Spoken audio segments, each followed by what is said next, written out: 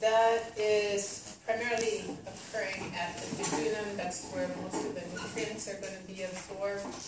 You're going to have carbohydrates broken down to the monosaccharide, simple 1 unit.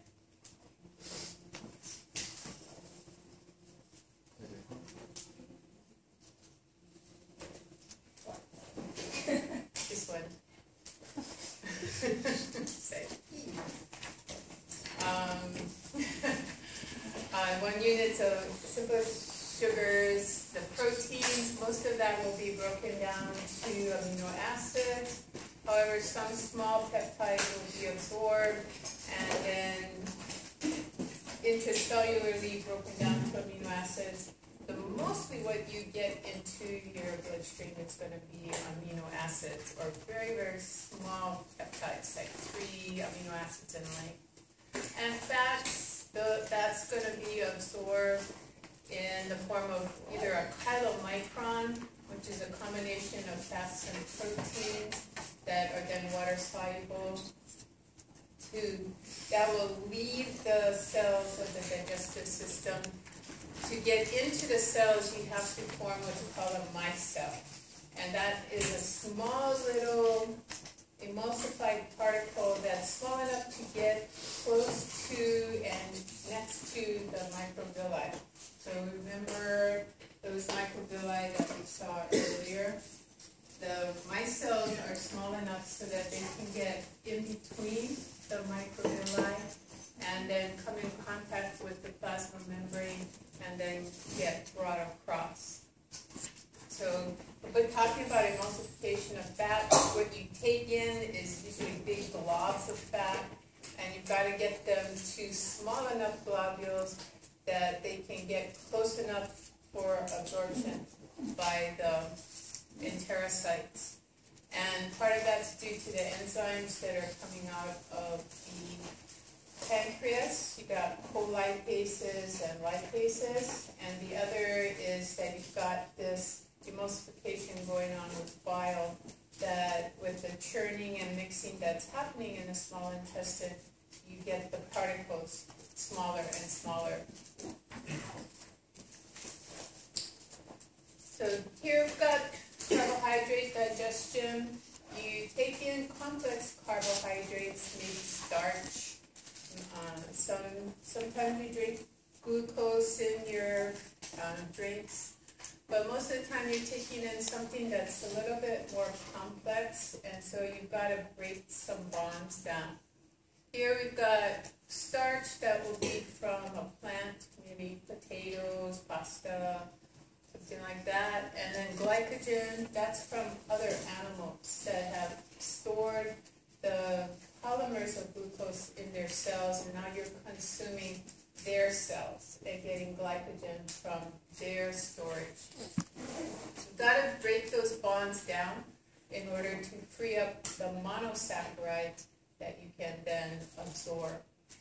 Part of that's done by salivary amylase. Salivary amylase, your book says, is still active in the stomach, but I went and I looked up the optimum pH of salivary amylase, and it's 6.8. So and there's no range there that's given. So when that hits a pH of 2, it's over with. However, you probably don't chew your food well enough, and big chunks are going down to your stomach. So if the amylase is inside a big chunk, yeah, it can still digest. But as soon as it gets exposed to pH of 2, it's going to be inactivated. So as long as you got chunks down there, amylase is still active, but it's not if it's in contact with pH of 2. Pancreatic amylase is also got a high pH, but the duodenum is going to have the submucosal glands that release bicarb, and it's also going to release secretin due to the acid from the chyme that's going to cause your pancreatic duct cells to release more bicarb. So your pH of your duodenum is going to shift from an acid to a very nice basic pH where the amylase, the pancreatic amylase, is very happy to do its work. it's going to help to break the polymers of glucose down to what are called disaccharide units. The disaccharides, then they're small enough to also get in contact with the glycocalyx on your microvilli. So come back here. All this little kind of fuzzy stuff that's on the surface, that's your glycocalyx, and that has enzymes that will break down your disaccharides. You have maltase, lactase, and sucrase there. So the disaccharide units, sucrose is glucose and fructose. Sucrase can break that bond down. Maltose, 2 units of glucose. Maltase breaks that bond. And then lactase will break the bond between glucose and galactose.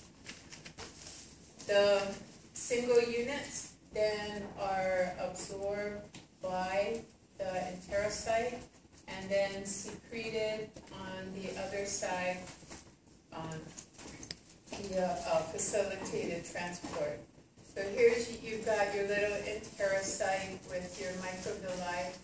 You've got you could have single units of glucose and galactose out there in the lumen, probably not, but by the time you get the monosaccharide to the microvilli, then it's coming in contact with the enzyme that will break it down. So if you, back here, you've got a lactose molecule because you just consumed some milk. Then it comes in contact with lactase on the glycocalyx, and now you've got a single unit of glucose and galactose that can be transported across. The transporter is called SGLT. It's a sodium glucose, GL is for glucose, transporter. And there's various ones. This is a SGLT1 that is there. It co-transports sodium and either glucose or galactose. Turns out that transporter has a higher affinity for galactose than it does for glucose. So your body doesn't really care if you get glucose or galactose there, but it can't use galactose directly. It can transport it into your blood, but then your body's got to convert it to glucose.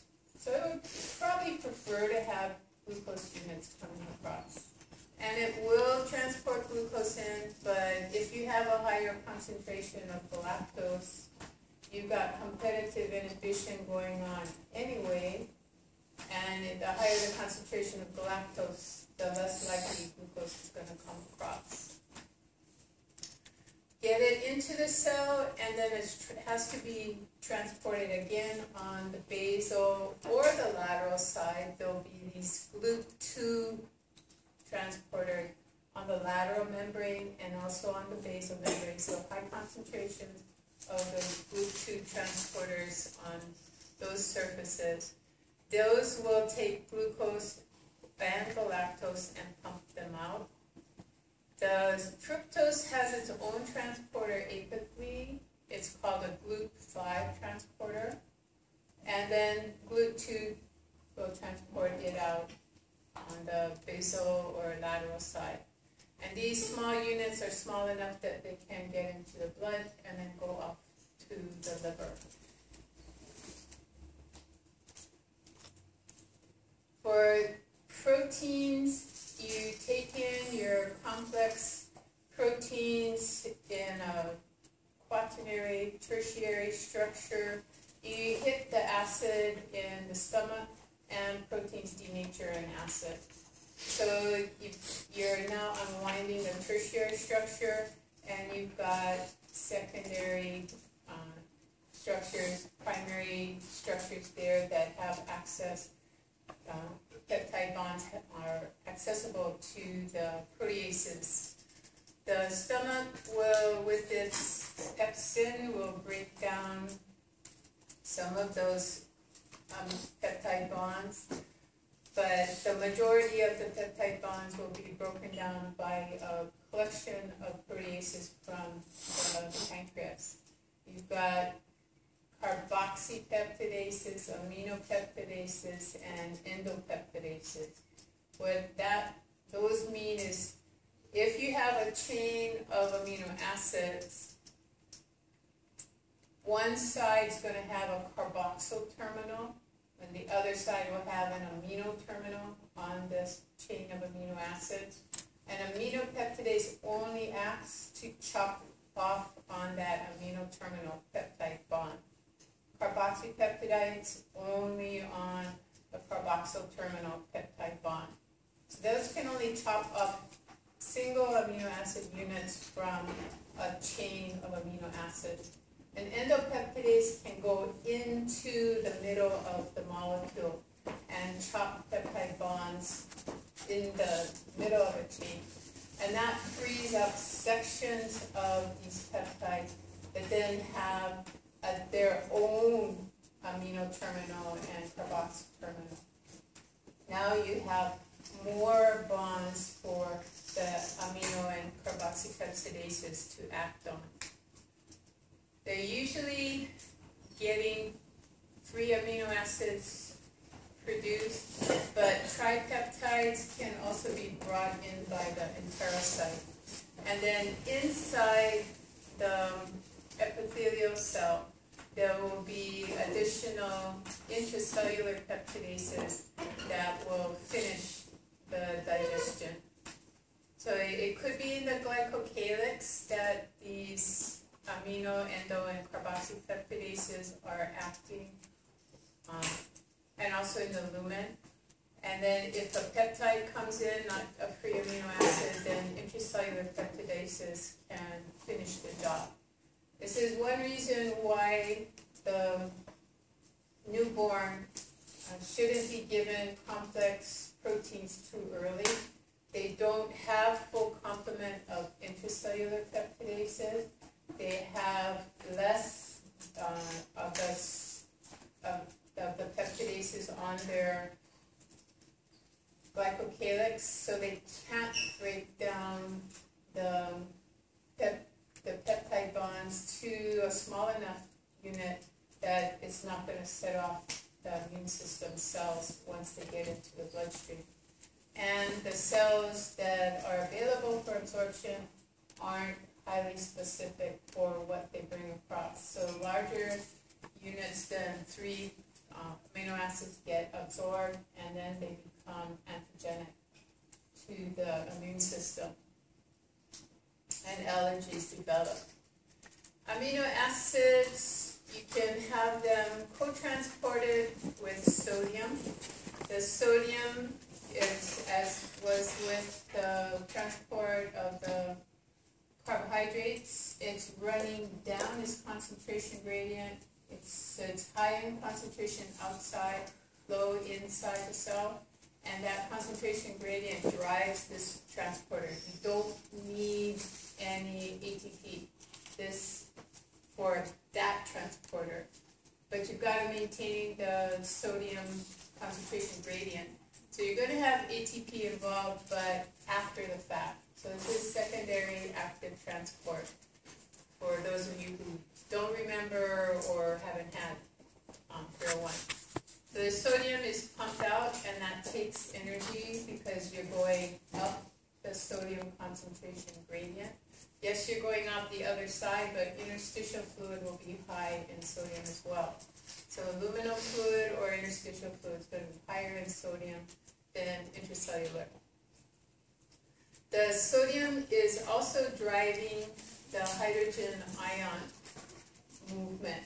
Why do you care about hydrogen ion? Because that is helping to drive the transporter that will bring the small peptides in. So this is a symport transport. You've got 2 things going in the same direction, as opposed to here, this is antiport. You've got a symport bringing hydrogen in and the small peptides in, and then you've got an antiport here that's going to use use sodium's gradient again.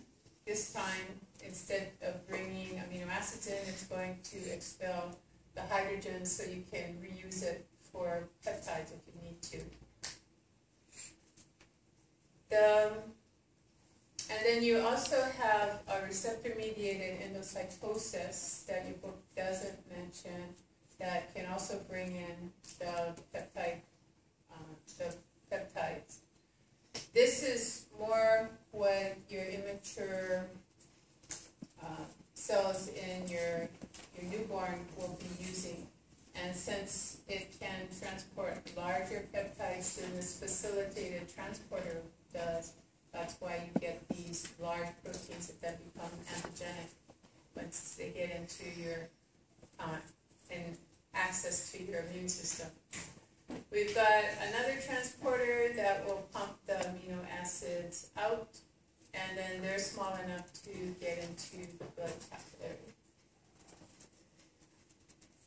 For your triglycerides, you've got to get the fats small enough to get in contact with the microvilli. So you have huge dietary globs of fat coming in, and once it gets into the small intestine, the bile will start to interact with the fat. The bile has amphipathic capabilities. That means one side of the molecule associates with water, and the other side associates with fat. So you've got all these negative charges on these bile acids facing out, and the hydrophobic facing in close to the fats. With the mixing and churning segmentation that occurs in the small intestine, you mechanically disrupt these larger particles, and then bile gets in coating the smaller particle, and that continues until you get to a structure that's small enough to get access to the microvilli. So you've got up here, you've got in the lumen, you've got colipase and lipase from the pancreas that are helping to digest fats that are now accessible due to this emulsification that's occurring. You get small enough, you get monoglycerides or free fatty acids. They don't need any help getting into the enterocyte. They just go right through the plasma membrane, and fairly quickly. Longer the chain, the faster they go in. The cell will reconstitute the triglyceride when it gets the monoglycerides and free fatty acids inside. And that's actually done by the smooth endoplasmic reticulum in the cell. The cholesterol and other bigger chunks of fat will have receptor-mediated endocytosis, bringing those in. Triglycerides go to the Golgi, the other fats that have been endocytosed go to the Golgi, and then they're combined with proteins that will give a water-soluble outer shell to a very large structure called a chylomicron. Chylomicrons made in the Golgi, and then they're exocytosed on the basal or lateral sides of the cells. Those are too big to get into the blood capillaries, so they go into the lymphatic capillaries. If free fatty acids evade the smooth endoplasmic reticulum, if monoglycerides evade that reconstitution of triglycerides, if they come in contact with the plasma membrane on the other side, they can diffuse out and get into the blood capillaries. So free fatty acids and monoglycerides can go directly into the portal system and go to the liver. Anything that's packaged in a chylomicron goes through the central lacteal absorption, goes to the heart, and then comes to the liver via the oxygenated blood.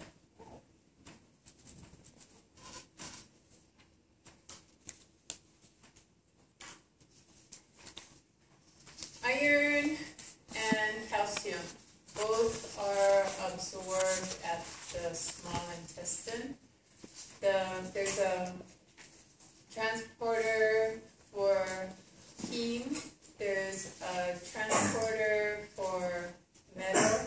So if you're consuming somebody else's blood products and you have iron and heme together in your digestive system, that can be brought in by that transporter. If you've got free ferrous form of iron in your digestive system, you've got a transporter for the divalent iron also in the apical plasma membrane. Your diet will consist of the trivalent ferric iron as well as ferrous iron, but your GI system will convert the ferric to ferrous because that's the only one that it can absorb. A lot of the iron stays in the intestinal cells and does not get into the blood and doesn't go anywhere. The absorbed iron will be bound to a transport molecule called transferrin, and it will go to the liver, and the liver stores a lot of the iron until you need it. A lot of it goes to the bone marrow, and you use it to form the hemoglobin. Calcium, the recommended daily allowance for young people is, I think it's still 1,000 milligrams per day. The older you get, the more you require to take in, to ingest, because you can't get it as efficiently absorbed, so you need to have a higher concentration so you can have a better absorption for that calcium. Need vitamin D. The more vitamin D you have, the more more calcium you can actually absorb by via the intestinal cells. It will have to be transported out by ATPase, and you generally get about 2/3 of the calcium that you ingest actually into the bloodstream. So I just gave you the 666, which is 2/3.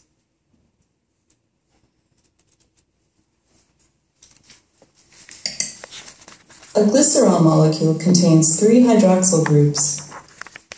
The hydroxyl groups can react with the carboxyl groups of 3 fatty acids. This reaction forms 3 molecules of water and 1 molecule of triglyceride. That's a dehydration reaction. To free up the to free up the fatty acid, you got to add the water back, and that's your hydrolysis reaction that we talked about earlier.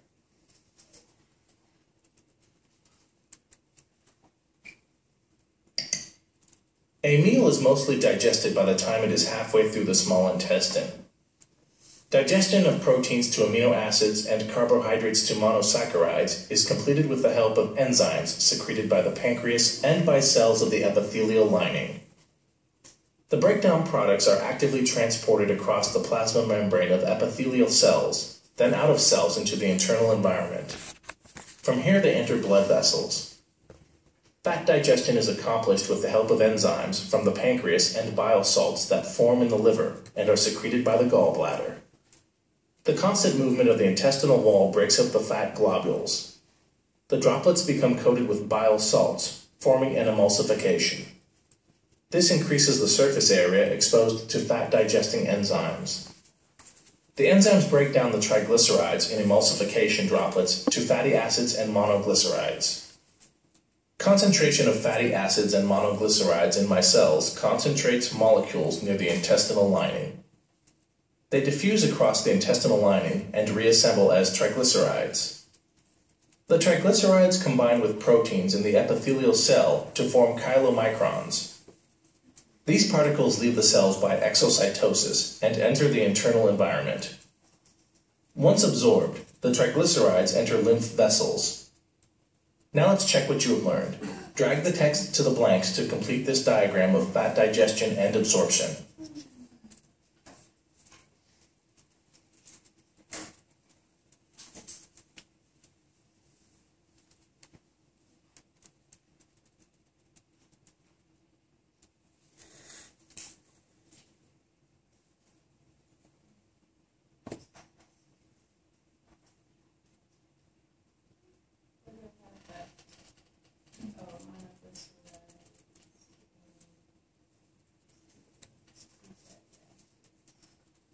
That's correct.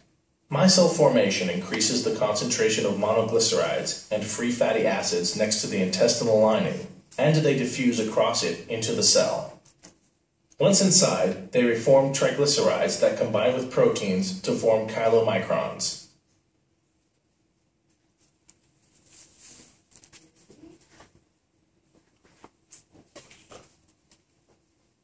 And then we go on to large intestine.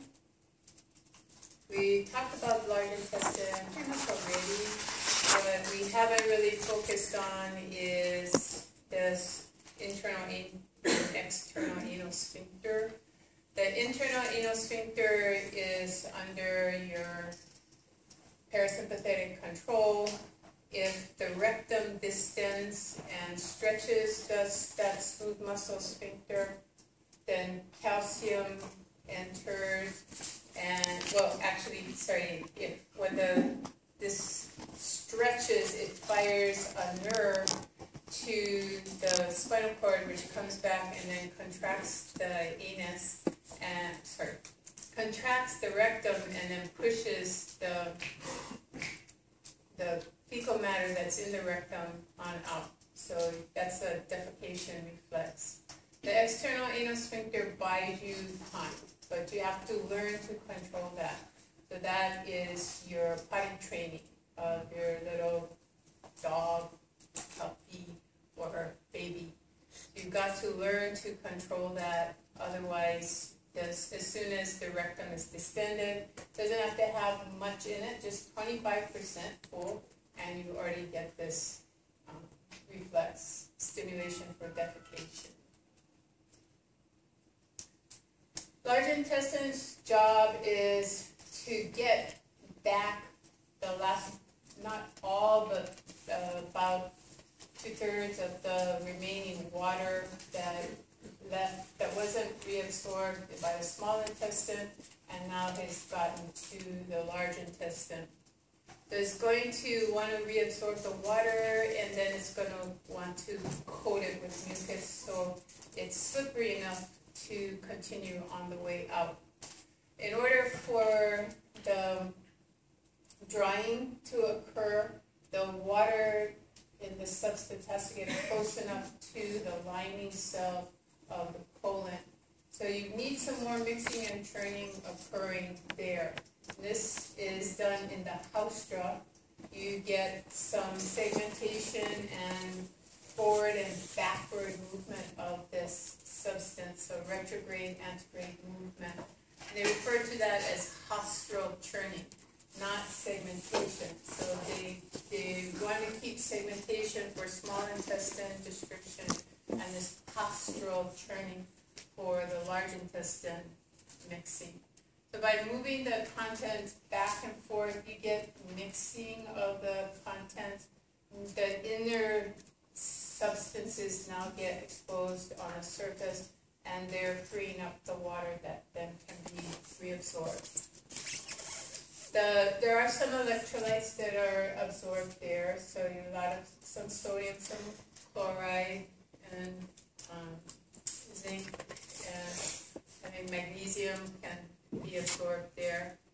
Most of the movement that is occurring in the large intestine is called mass peristalsis. So once you've gotten most of the water reabsorbed in the ascending colon, you move all that into the transverse colon, and you keep it there for a time until you need to prepare more space for the next meal to come on through. So generally the products are stored in the transverse colon. When the new food is coming into your stomach, you have what's called a gastrocolic reflex. So your stomach is distended, the smooth muscle in the colon contracts, and you get a portion of the stored transverse colon feces going through the descending colon, sigmoid colon, hitting the rectum, and then stimulating a defecation reflex. So you get up in the morning and you start to drink your coffee or tea. Sometimes that's all you have to take is a couple sips, and you've got to run to the bathroom already. Sometimes it takes a little bit more than that you have to eat some food for the gastrocolic reflex to occur. It varies from person to person. We're going to see coming up how wide that variation happens to be. The secretion from the large intestine is primarily mucus. There is no enzymatic secretion, and no digestion is occurring there by our cells. And so the absorption is limited primarily to electrolytes and water, things that can follow the water flow. The mucus is alkaline, and that's going to help with the protection of the lining of our colon. We have a large population of bacteria in the colon, and the bacteria like to digest the cellulose in the plant products that we consume.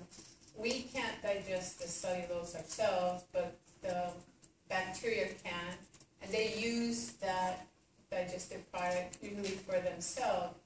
In the process, they have a fermentation that's going on that creates an acidic environment. So our intestinal lining cells, if they don't have this protective mucus, they can be harmed by that acidic fermentation of the breakdown of the cellulose.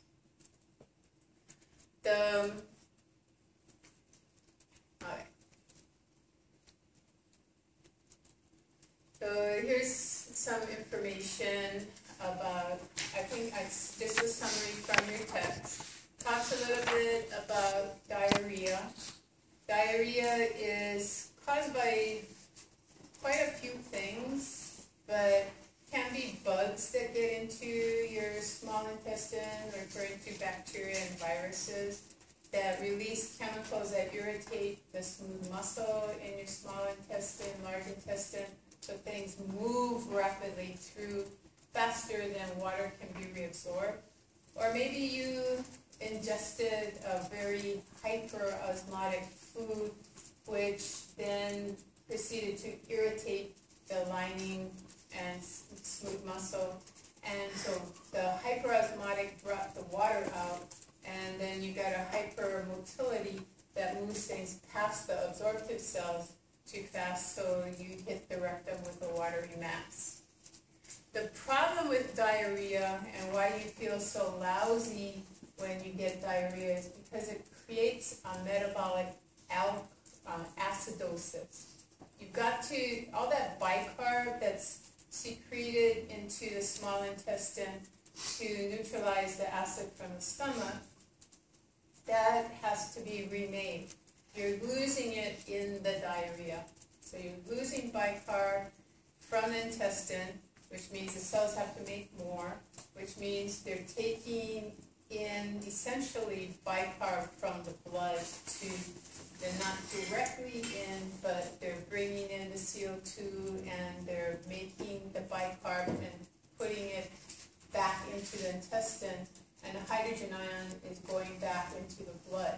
So you're making your blood more acidic, and that's referred to as a metabolic acidosis. That will then change the way your cells function, because it will alter protein receptors on the cells and alter protein function in the cells. Opposite of diarrhea is constipation. Constipation, you have to work really hard to get the fecal matter out. The causes of constipation could be that the smooth muscle has lost its ability to move things through the colon. That happens when you get older. It can also happen when your emotional states change. You get depressed, motility of your intestines decreases. Could be you're consuming too little dietary fiber. So you're not eating enough celery and carrots and corn and fruits that have a lot of cellulose that also holds a lot of water in it. So lack of dietary fiber, you don't have the bulk that keeps water inside the fecal matter that gives it a fluidity to get out, so it's drier and more compact. The exercise, if you don't exercise, exercise helps to compress the colon, and that makes the smooth muscle more active. It also just makes your overall health better, so your nervous system and everything else is functioning better. But too little exercise, you get constipated. Also, ignoring the urge. If you spend a lot of time contracting that external anal sphincter because I don't have time to go to the bathroom right now, or maybe you can't get to the bathroom, it's not convenient, so you override the urge. You also shove the contents back up, they're going to be further dehydrated and compacted. Okay, now you start to think, well, I do because I work with the elderly, and I've seen the results of constipation. You got an old person, and aging decreases smooth muscle activity. You've probably got a person with chronic illnesses, so maybe medications that they're on that decrease their ability to handle dietary fiber, so they eat simpler foods. You go and they're eating things like Jell-O. Well, Jell-O has some gelatin in it, but it doesn't really help with the dietary fiber side of it. And applesauce, well, they can get that down. It's got some dietary fiber, but it's not as good as if you have, prunes is another popular thing in old age homes, is those prunes that are really, not with the pits, but really canned prunes, really soggy stuff. And you'll find bran is really popular if they can get that down. But a lot of them have lots of teeth, so are they going to be chewing on carrots and celery? No, because it's not easy to consume that with denture. They got joint problems, too sore to exercise, so their exercise is limited. They got joint problems, and the bathroom's way over there, and they got the urge. They're probably overriding that urge, so the only time that they'll really respond to the urge is when they're close to the bathroom. They're walking by the bathroom, okay, I'm going to go in there and spend half an hour, 45 minutes working on trying to get the stuff out. And sometimes it even takes longer than that. So you've got, with the older population, a lot of things that are contributing to this constipation that happens. This is really interesting, number of bowel movements. You probably all assume everybody has the same frequency as you do. And when your frequency changes, you get concerned. Somebody from Europe said, Americans are so concerned with their bowel movements. That's all they're concerned about, is their bowel movements and frequency. Because they watch the ads and it's always talking about, I'm going to have this Activia because it's going to give me the probiotics that will help with that digestion. And then they've got Metamucil, and they've got all these things to help with your evacuation. Well, don't be concerned. If you have a bowel movement once a week, and that really freaked me out, like, the person doesn't have a bowel movement about once a week? Couldn't believe that, but it's true. There are a lot of people who have a bowel movement once a week, and that's normal for them. So they're not concerned. But then there's some people like me, after every meal, head to the bathroom because something's going to be coming out the other end. So to me, if I'm not having 3 bowel movements a day, I'm getting really concerned. It got me really wired on the TV about you have to have your regular bowel movements. So you go traveling, the change in time zones, the pressure up there in the airplane, the dehydration, lack of movement. If you have enough money to travel first class, you can get up and walk around. But if you got the window seat and you got 2 people sleeping next to you, you can't get out to go to the bathroom. even if you wanted to, and you just can't be cruising. So things change, and you gotta just pretty much either pack on the fiber or just wait till you return to your normal place of residence and everything will return to normal. This also kind of surprised me. I expected around 500 varieties of bacteria, but 1,000? That's a lot of different bacteria that is down in our colon. They've all survived the stomach. So the only way you get it in the colon is having it go through the mouth, surviving the stomach, and then usually the small intestine is moving things too quickly for bacteria to hang around in the small intestine. So it's relatively sterile.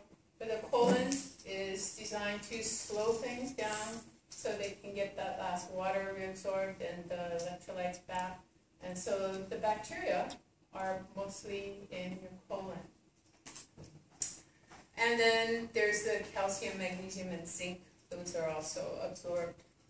The bacteria actually help us with that final breakdown of some things and freeing up the calcium, magnesium, and zinc. The bacteria also help to keep your colon healthy.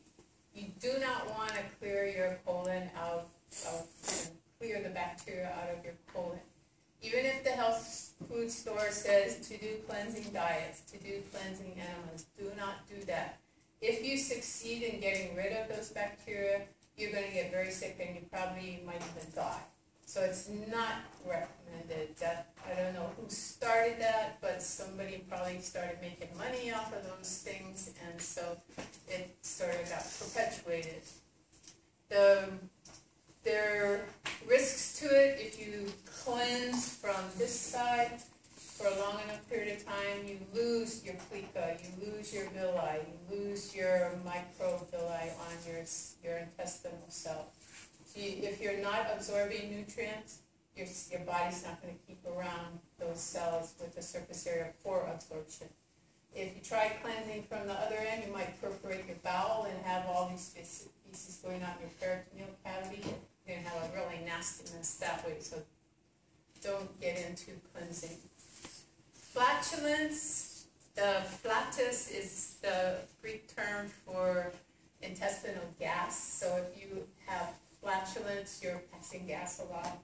Kind of amused me that your textbook takes time to explain to you what flatulence is and the whole process of passing gas. So I thought, well, let's talk about it. What the heck?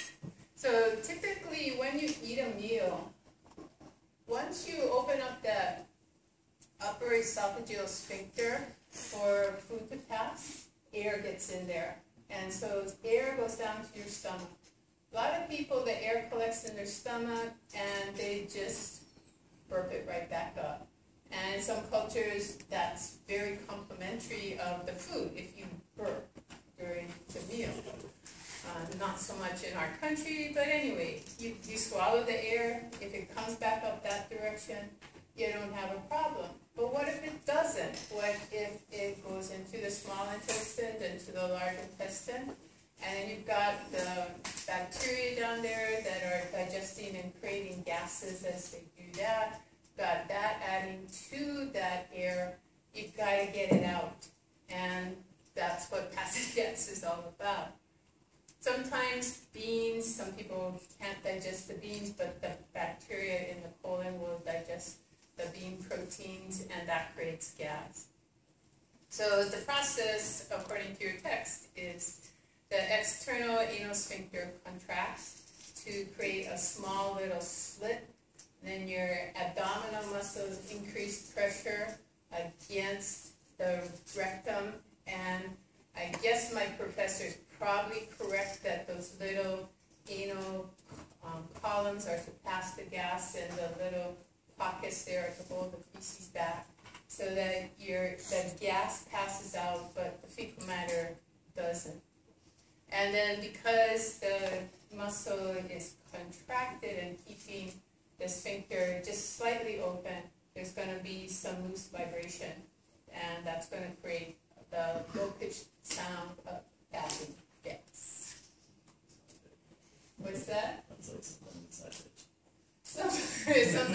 high-pitched, then it's tighter than usual. And some people test gas with no sound.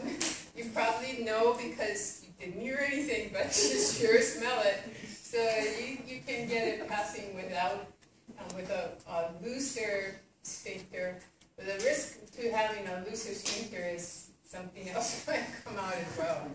So that wouldn't be so good. Okay, what do you absorb and then reabsorb? Well, you ingest in the amount of fluid and food about 2.5 liters of water. So in a normal diet, it's about 50-50. The water from the cells of the food that you're consuming, you free that up, and then the liquids that you're consuming. About 1.25 liters of each. And then you got salivary secretion. You're always salivating whether there's presence of food in your mouth or not. You've got, you think of food, you see food, you smell food, but you also have saliva that is helping to keep your oral cavity healthy and your teeth healthy. About 1.5 liters of saliva goes into your mouth from your glands, from your cells every day. And then gastric juices, another 2 liters of gastric juice goes into the GI system every single day. And pancreatic juice, another 1.5 liters. We've got bile, about 500 mLs of that a day. And then your small intestine will secrete more water, so about another 1.5 liters. All of that water is to get the particles dispersed so that enzymes can attack the bonds. And also get the contents to an osmotic concentration so that they can be readily absorbed. So with what you ingest in food and water added to what your cells put out into the GI system, you've got 9 liters, 9.5 liters going into your GI system every single day. Fortunately, when you absorb the nutrients that you're digesting, every particle that is absorbed, water is going to follow it back. So you actually claim more back than was secreted. So you got 7 liters that are being secreted into your GI system, and you're going to reabsorb 9 liters. So 7 liters went out, but you're claiming 2 of the liters from the food and the fluids that you took in as well in the reabsorptive process. So we're left with about 500 mLs that will go to the colon, and then the colon will reabsorb 350 more of those mLs of water. And you're left with 150 mLs of water,